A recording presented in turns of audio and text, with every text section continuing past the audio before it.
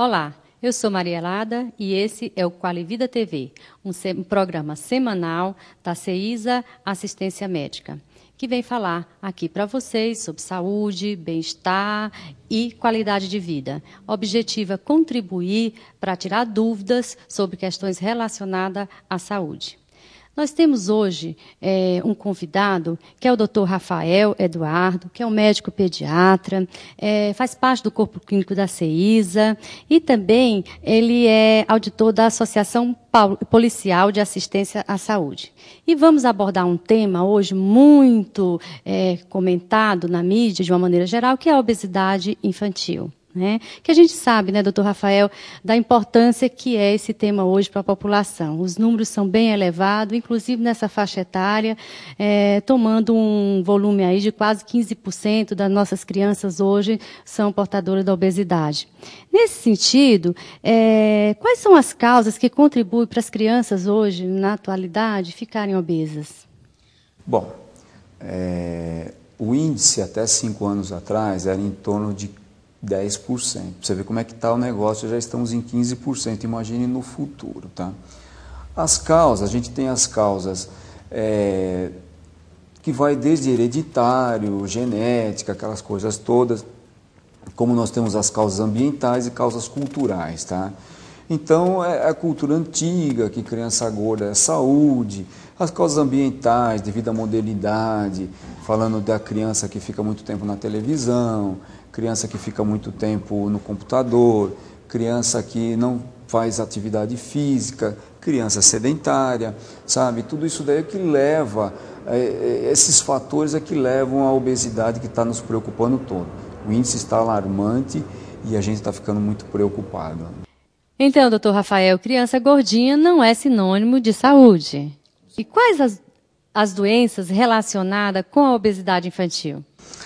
Maria, é o seguinte, são doenças bastante importantes, nós temos desde as chamadas dislipidemias, colesterol alto, triglicérides alto, problema de coração, hipertensão, diabetes, né? Impressionante, a diabetes era muito comum na infância, tipo 1, aquela criança magrinha. Hoje em dia nós estamos tendo a diabetes tipo 2, que é comum em adulto, e vê as crianças gordinhas com diabetes, problemas ortopédicos, problemas psicológicos, e uma série de problemas que a criança tem realmente, que são bastante importantes, que vamos ter depois no futuro. Doutor Rafael, dadas todas essas complicações, a gente sabe que é importante a gente ter o controle da obesidade. Então, nesse sentido, qual seria a melhor forma da gente combater a obesidade infantil? Bom, como eu falei, o problema cultural é importante, tá? Tem o problema genético, que também leva a criança a ficar obesa, mas a gente tem que combater desde a lactência, desde o nenezinho, não ter o desmame precoce, não ficar engrossando mamadeira de criança, porque ela se torna obesa na primeira lactência. Vocês sabem que desenvolve as células chamadas adipócitos, que é as que depositam a gordura, e desenvolve justamente na primeira lactência. Você imagina o que acontece depois no futuro. E mudar os hábitos alimentares das crianças, a família é o mais importante, participar com a família, com a criança, estando comendo junto, acabar com aquele negócio de comer assistindo televisão, um come aqui, outro come ali, comemos todos juntos na mesa, comemos alimentos saudáveis, todo mundo tem acesso aos alimentos saudáveis, que todo mundo sabe disso, tá? Procurar orientação médica, procurar orientação com nutricionista, é uma equipe multidisciplinar que vai fazer diferença na prevenção, que estamos falando sobre isso. Doutor Rafael, e como a mãe pode perceber que seu filho está obeso e não somente gordinho, está bom assim? Quais as dicas que a gente tem com relação a isso? Bom, Maria, olha, primeiro, você vai ao médico, para o médico te saber, o pediatra ele vai te dizer, pelos índices que se usa, o índice de massa corporal, índice de prega cutânea, uma série de coisas que faz, mas na verdade você não precisa nem ir no médico para saber que o teu filho está gordo, né? Sabe, só você olhar, né? Você tem uma criança que tem que pesar 20 quilos, ela está com 40, você não precisa ir no médico para saber que a criança está obesa, certo? Então a gente tem que ter um bom senso, né? E parar com essa história que, meu filho é obeso, mas ele é grande.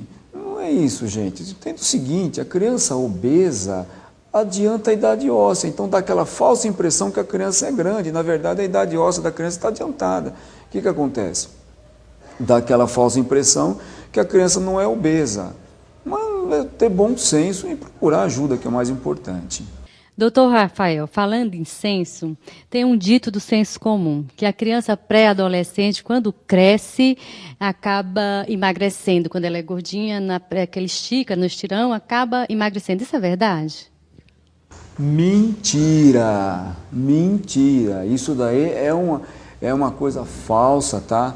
O índice, a criança obesa torna-se adolescente obeso, tá? As estatísticas dizem assim, que 80% da criança obesa se torna adolescente obeso. Nas minhas estatísticas pessoais, 90% as crianças obesas se tornam adolescente obeso. Não vem com esse negócio que a criança vai crescer, vai se tornar adolescente, entra naquela fase do primeiro estirão, estica e fica obeso. Mentira. Doutor Rafael, e para a mãe que está nos assistindo agora, que tem um filho obeso em casa, né, e que esse filho não quer saber da palavra regime, como que essa mãe deve agir? Ô Maria, primeiro que com criança a gente não faz regime, nós fazemos educação alimentar, tá? Então não é regime. Se essa criança ela está se recusando, digamos, a fazer esta dieta, primeiro que você vai ter que procurar ajuda profissional. Ela está se rebelando. Por que ela está se rebelando? Onde que vai ter que ser encaminhada para o psicólogo. A mãe, além de fazer isso, ela tem que ser mãe, ela tem que tratar essa criança com amor. E quando a gente fala amor, não é dizer sim para tudo. Por amor, a gente tem que dizer não, entendeu? Então tem que agir. Não quer fazer, não faz. Não me venha nessa assim, a minha criança só come doce, salgadinho. Eu pergunto para o paciente, quem compra? Quem dá? Não dá, entendeu? Em vez de encher o armário de alimentos, bolacha, salgadinho, enche a geladeira de frutas, de legumes, a criança não tem opção, não é tão difícil assim. Por amor tem que dizer não, minha mãe. Tá? Então, a educação alimentar é para toda a família, né? Faz parte aí de um contexto bem mais amplo. Doutor Rafael, está encerrando o nosso tempo, que é extremamente importante, mas eu queria saber se você poderia falar algumas considerações finais, dar algumas dicas aí sobre essa questão que a gente está discutindo. Com certeza, Maria, tá? Temos muita coisa a fazer. Primeiro, procurar uma equipe multidisciplinar. Você precisa ir no médico, você precisa ir no psicólogo, você precisa ir no nutricionista, no educador físico, tudo, tá? É isso que temos que fazer de início. Segunda coisa, tá? Isso é dito em todo quanto é local de imprensa. Existe a educação alimentar que é divulgado. Em vez de ficarmos querendo saber quem que matou quem, gente, vamos nos educar, vamos procurar passar isso para a família, sabe? Ligue a televisão, não se esqueçam que nós somos crianças e não existia obesidade. Obesidade não existia há 20 anos atrás, há 30 anos atrás. Eu não via paciente assim, tá? Estamos criando um hábito errôneo, ou seja, estamos colhendo o que plantamos. Gente, daqui a um tempo, vocês podem ter certeza, daqui a 10 anos nós vamos ter pacientes muito jovens tendo infartos fulminantes, tá? E vamos criar nossos filhos com amor e educando eles. Gostaria de agradecer aqui a presença do Dr. Rafael, que certamente contribuiu para esclarecer várias dúvidas com relação à obesidade infantil. E lembrando, promover saúde é melhor que remediar. Cuide da sua e tenha uma vida mais feliz. Obrigada.